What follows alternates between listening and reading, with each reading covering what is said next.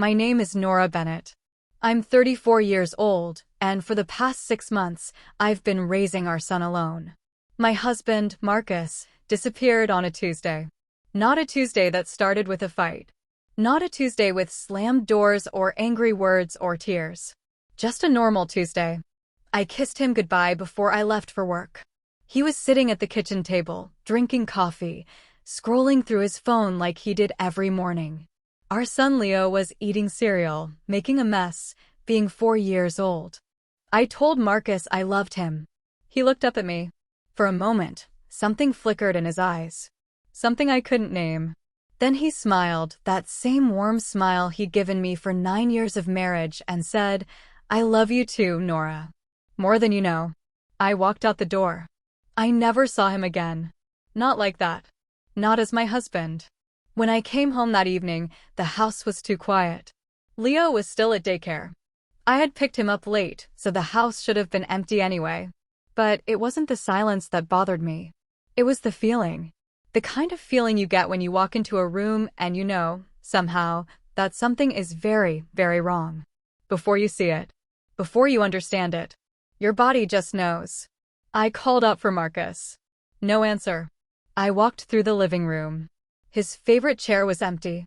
His work boots weren't by the door. The TV was off, which never happened because he always left it on some documentary about ancient Egypt that he'd watched 100 times. Then I walked into our bedroom. And I saw the papers. They were sitting on my pillow. 3 pages. Stapled together in the top left corner. The word petition for dissolution of marriage printed in small, legal font at the top. Divorce papers. Signed by Marcus. Dated the day before. For a long moment, I didn't breathe. I just stood there, staring at those pages like they were written in a language I didn't understand. My brain refused to process the words. This had to be a joke. A mistake. Some kind of cruel, elaborate prank. But Marcus didn't play pranks. He wasn't that kind of man. I picked up the papers. My hands were shaking so badly the pages rattled. I flipped to the last page. His signature was there, messy, rushed, nothing like the careful way he usually wrote his name. Underneath his signature, in handwriting I didn't recognize, someone had written one sentence. He chose to leave. Don't come looking. My knees hit the bed frame. I didn't even feel the pain. I called him. Straight to voicemail. I called again. Voicemail. I called his mother, his brother, his best friend from college. No one had heard from him. His phone was off. His car was gone. His closet was half empty, not completely empty, just missing the clothes he wore most often. Jeans. Work boots. His favorite hoodie. He had packed lightly. He had planned this. And the worst part? He had done it while I was at work. While I was sitting in meetings, drinking coffee, laughing with coworkers about nothing important, my husband was walking out of our life forever. I didn't sleep that night. I sat on the edge of our bed, holding those divorce papers, waiting for the door to open, waiting for him to walk in and say it was all a mistake. The door never opened. To understand what happened, you have to understand who Marcus was. He wasn't a complicated man. That's what I loved about him. He was steady, reliable, the kind of person who showed up early to everything because he hated being late. The kind of person who remembered your coffee order and your mother's birthday and the name of your childhood pet. We met when I was 24 and he was 26. I was working as a receptionist at a small law firm. He was installing new cabinets in the break room. He had sawdust in his hair and a smile that made my stomach flip. He asked me out 3 times before I said yes. Not because I didn't want to, because I was scared. Marcus wasn't the kind of man my parents wanted for me. He didn't have a degree. He didn't have a savings account. He didn't come from money or connections or status. He had calloused hands and a truck that broke down twice a month and a heart so big it barely fit inside his chest. My father took one look at him at our wedding rehearsal dinner and pulled me aside. "You're making a mistake," he whispered. "That man will never give you the life you deserve." I told my father he didn't know Marcus the way I did. I was right. But I was also wrong. Because here's the thing about Marcus. He wasn't just kind. He was protective. Almost too protective. The kind of man who checked the locks 3 times before bed. The kind who walked on the outside of the sidewalk, so I was always further from the street. The kind who got quiet, too quiet, whenever my father came around. I noticed it. Of course I noticed it. Every family dinner, every holiday, every time my father walked into the room, Marcus's shoulders would tighten. His jaw would clench. He would smile, but the smile never reached his eyes. I asked him about it once, about a year into our marriage. "Your father doesn't like me," Marcus said simply. "That's not true," I lied. Marcus looked at me. "Nora, your father told me on our wedding day that if I ever hurt you, he'd make sure I disappeared." Not metaphorically. He used those exact words. I laughed. I thought he was exaggerating. He wasn't. The first week after Marcus left, I didn't tell anyone the truth. I told Leo that Daddy was on a long work trip. I told my coworkers that Marcus was dealing with a family emergency. I told my mother that we were fine, everything was fine, please stop asking questions. But at night, alone in that empty bed, I would read the divorce papers over and over again. I was looking for something. A clue. A hidden message. Something between the lines that would explain why the man who had promised to love me forever had signed his name on a document that said he wanted out. I never found anything. So I did what any desperate person would do. I hired a private investigator. His name was Roy. He was a retired cop with a gray mustache and a gentle voice. I met him in a coffee shop downtown, and I slid a manila envelope across the table with everything I knew about Marcus. "I need to find him," I said. Roy looked at the envelope, then at me. "Ma'am, I have to ask. If he left divorce papers, he doesn't want to be found. Find him anyway." Roy was quiet for a long moment. Then he picked up the envelope. "I'll do my best." For 3 months, Roy searched. He traced Marcus's last known locations. He interviewed his old coworkers. He pulled phone records and bank statements and credit card transactions. Nothing. It was like Marcus had vanished off the face of the earth. No new addresses. No new jobs. No new anything. Just silence. My father called me every week during those months. "I told you so," he didn't say, but I could hear it in his voice. "He was never good enough for you. Now sign the papers and move on." My mother sent me listings for dating apps. My friends took me out for drinks and told me I deserved better. But I couldn't let go. Because here's what no one understood. Marcus didn't just leave me. He left Leo. His son. The boy he had stayed up with all night when he had fevers. The boy he taught to throw a baseball. The boy he cried over when he took his first steps. Marcus loved Leo more than anything in this world. And no amount of money or fear or unhappiness would ever make him leave that boy without a fight. So if he left anyway, something else was happening. Something I couldn't see. 6 months. That's how long I searched. 6 months of late nights scrolling through social media, looking for any sign of him. 6 months of calling his mother every Sunday, hoping he had finally reached out to her. 6 months of lying to my son, telling him Daddy would come home soon, not knowing if I was lying or not. Roy called me every 2 weeks with the same update. Nothing. I stopped going to family dinners. I couldn't look at my father's smug face, couldn't listen to his "I told you so" silence. I stopped answering my mother's calls. I stopped seeing my friends. I just worked. I took care of Leo. And I searched. Then, one afternoon, everything changed. It was raining. Of course it was raining. It had been raining for days, the kind of gray, miserable weather that seeps into your bones and makes you forget what the sun looks like. I was driving home from a job interview. I had been laid off from my receptionist job 2 months earlier, too much time off, too many days I called in sick because I couldn't stop crying. The interview had gone badly. I knew I wasn't getting the job. Traffic was stopped on the highway. Something about construction up ahead. I sighed and leaned my head against the window, watching the rain streak down the glass. And then I saw him. He was standing on the shoulder of the highway, about 50 feet ahead of me. He was wearing an orange safety vest, soaked through with rain. Mud covered his boots, his pants, his hands. His hair was longer than I remembered. His face was thinner. Older. He was holding a shovel. And he was digging a ditch. My husband. The man who used to wear suits to my company parties. The man who hated getting his hands dirty. The man who had once hired someone else to mow our lawn because he didn't like the smell of grass. He was digging a ditch in the pouring rain. For a moment, I couldn't move. Cars honked behind me. The light turned green. But I just sat there, staring at him through the rain-streaked window, my heart pounding so hard I could feel it in my throat. Then I pulled over. I didn't plan what happened next. I got out of my car. The rain soaked through my coat in seconds, but I didn't care. I walked toward him. He hadn't seen me yet. His back was turned. He was digging, shoveling mud into a pile, his movements mechanical and exhausted. Marcus. He froze. For 3 full seconds, he didn't move. Didn't breathe. Didn't turn around. Just stood there, shovel in hand, rain pouring down his face. Then, slowly, he turned. The moment he saw me, something broke inside him. I saw it happen. His face crumpled. His eyes filled with tears that mixed with the rain. The shovel slipped from his hands and hit the ground with a wet thud. "Nora," he whispered. "You weren't supposed to find me." I wanted to scream at him. I wanted to hit him.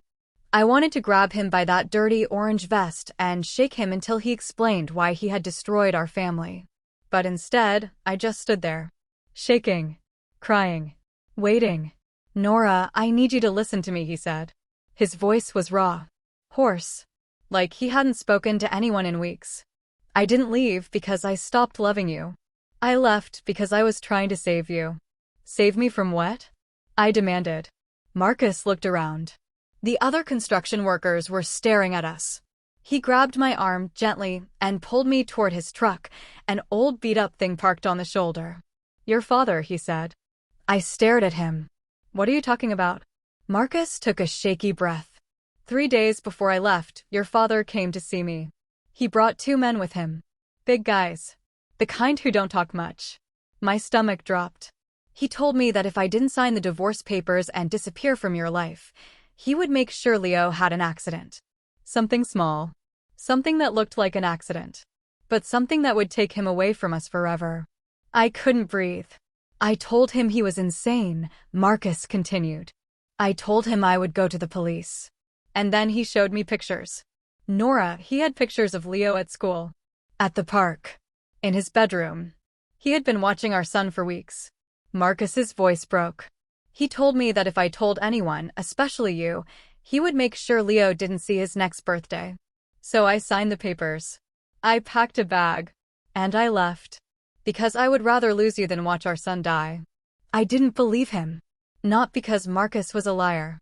Because I couldn't accept that my father, the man who taught me to ride a bike, who walked me down the aisle, who held my hand when I was scared, was capable of something so evil. But then Marcus showed me the voicemail. He pulled out his phone, an old flip phone, not the smartphone he used to have. "I recorded it," he said. "The night before I left. I knew you wouldn't believe me otherwise." He pressed play. And I heard my father's voice. "Marcus, I'm going to say this one more time. Sign the papers. Disappear. If you ever contact my daughter or my grandson again, I will make sure Leo has a tragic accident. A fall down the stairs. A drowning in the pool. Something that looks like a terrible, heartbreaking mistake. Do you understand me?" I knew that voice. I had heard it my whole life. But I had never heard it like this. Cold. Calculated. Evil. The voicemail ended. Marcus put the phone away. "Your father has been trying to control you since the day you were born," he said quietly.